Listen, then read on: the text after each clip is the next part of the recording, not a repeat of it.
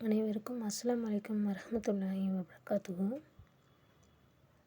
இஸ்லாமிய மார்க்கம் கல்வியின் சிறப்பை பற்றி பேசும்போது ஆண்கள் பெண்கள் என்று பிரித்து பேசவில்லை.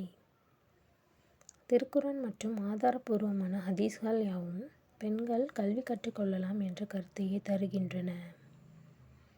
மேலும் அடிமைகள் நிறைந்த அந்த காலத்தில் அடிமை பெண்களுக்கும் கூட நபி ஸல்லல்லாஹு அலைஹி வஸல்லம் அவர்கள் கல்வி கற்றுக் கொடுக்க ஆர்வமூட்டியுள்ளார்கள்.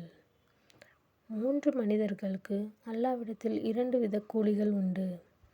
ஒருவர் வேதத்தை உடையவர்களில் உள்ளவர்.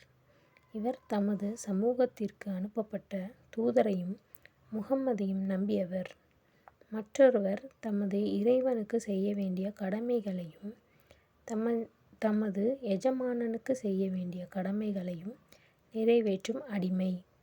மூன்றாமவர் தம்மிடத்தில் உள்ள ஒரு அடிமை பெண்ணுக்கு ஒழுக்கப் பயிற்சி அளித்து அந்த பயிற்சியை அழகுறச் செய்து அவளுக்கு கல்வியை கற்பித்து அதை அழகுறக் கற்றுத்தந்து பின்னர் அவளை அடிமையிலிருந்து விடுவித்து அவளை மணந்து கொண்டவர்.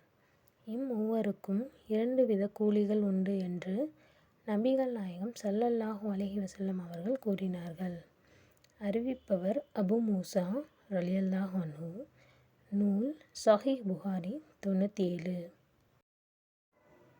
இதுபோன்ற செய்திகள் மூலம் நபிகளார் பெண்களை எழுத படிக்க ஆர்வமூட்டுகிறார்கள் என்பதையும்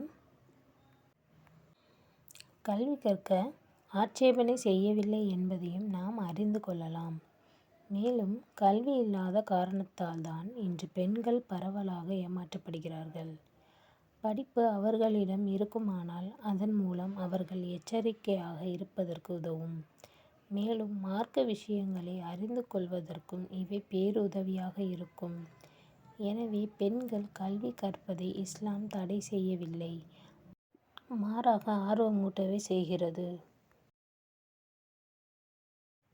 இன்ஷா அல்லாஹ் அல்லாஹ் எல்லாத்துக்கும் மார்க்க கல்வியையும் உலக கல்வியையும் கற்றுத்தருவானாக.